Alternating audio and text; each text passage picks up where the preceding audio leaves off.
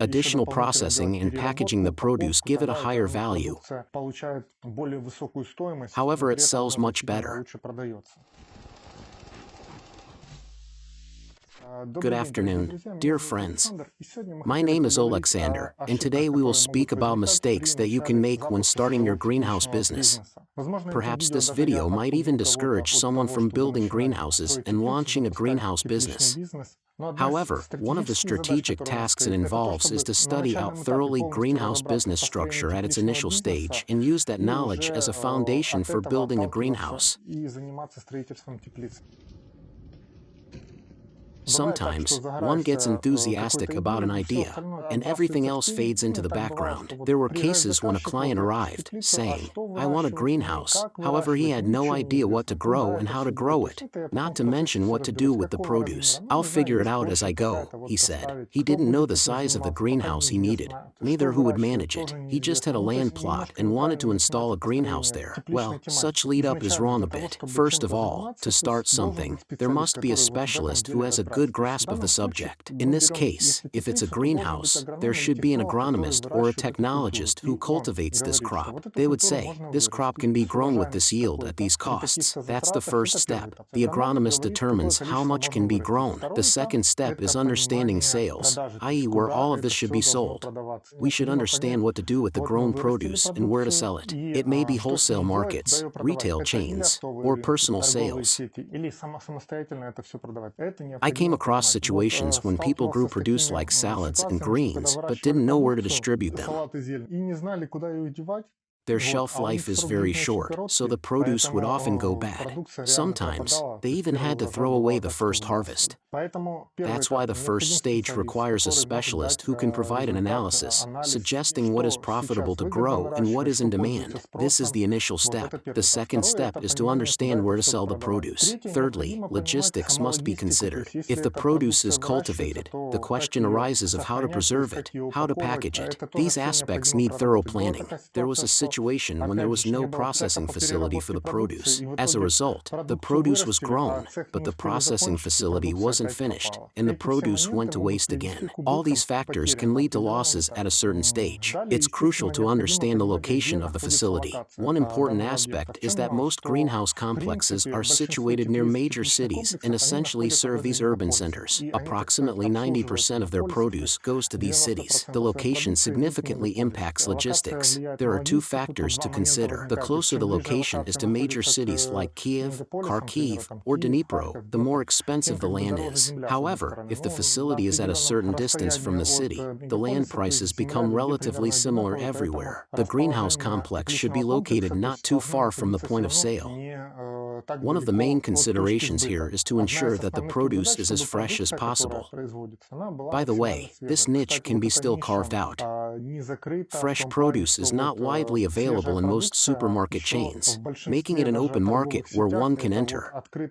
Supermarkets are also interested in this because the fresher the produce is, the longer it will last, the better it looks, and the faster it sells, resulting in higher prices. The product becomes more turnover-friendly. There are crucial areas like fresh meat, chicken, vegetables, and fruits, everything related to fresh products. This is the short-term fresh market. Surprisingly, in Ukraine, with the world's best black soil, there isn't much development in this area. Today, I would recommend investing in this sector.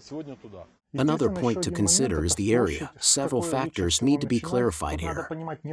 First, it's the area that you can manage independently, personal farming. Second, it's the area that allows industrial greenhouse production. If we are talking about starting independently with a small area, you can begin with around 300 square meters.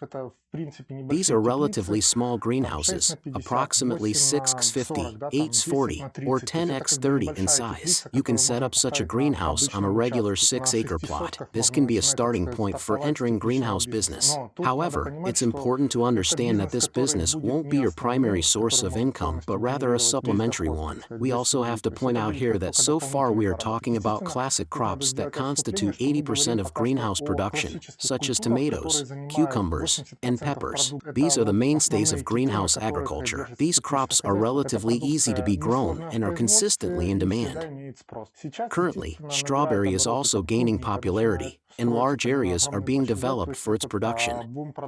So, this trend will last for a couple more years, and then the market might be saturated.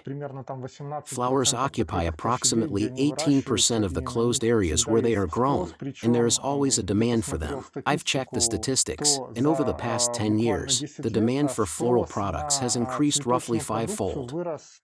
People are buying more and more flowers, thus the demand is growing.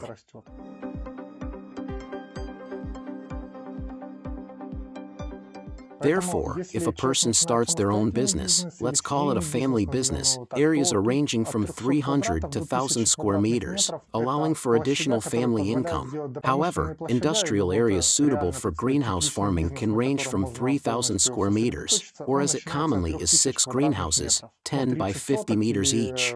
Such volume of the grown crops may pay off. However, considering such volume, it goes without saying that managing such large quantities might be challenging for a family of 2 or 3 people. Hence, hired laborers would likely be necessary.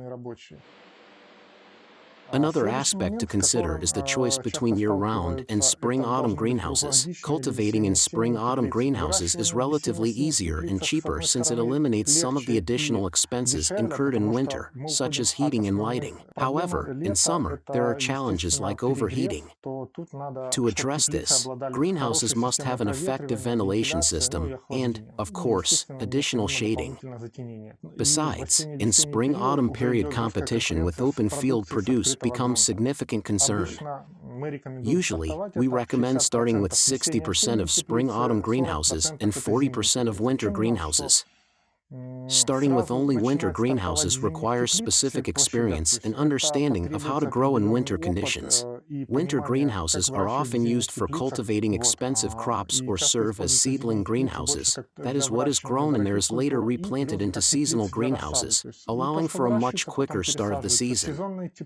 In future, you can simply modify seasonal greenhouses into winter greenhouses to accommodate winter conditions. This way, by constantly expanding the area, part of it is used for winter production and the other part for spring-autumn plants, making it significantly efficient.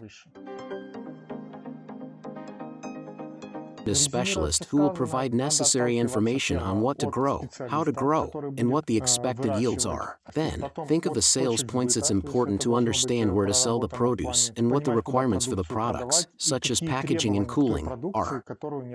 Very often, the produce should be already packaged, cooled, in other words, it should be prepared. Thus, sometimes additional processing and packaging are required, making the produce more costly on one hand, and on the other hand better selling. So, you should choose crops that are genuinely profitable to avoid issues with overproduction or lack of demand.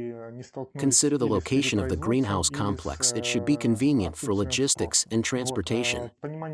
Think of the starting area and plan the infrastructure, including seasonal and year-round greenhouse spaces. These are the essential points to work on when developing a project or business plan. It was Alexander from teplitca. Live in harmony with nature and to the beat of progress. Wish you abundant harvests and success in all your future endeavors.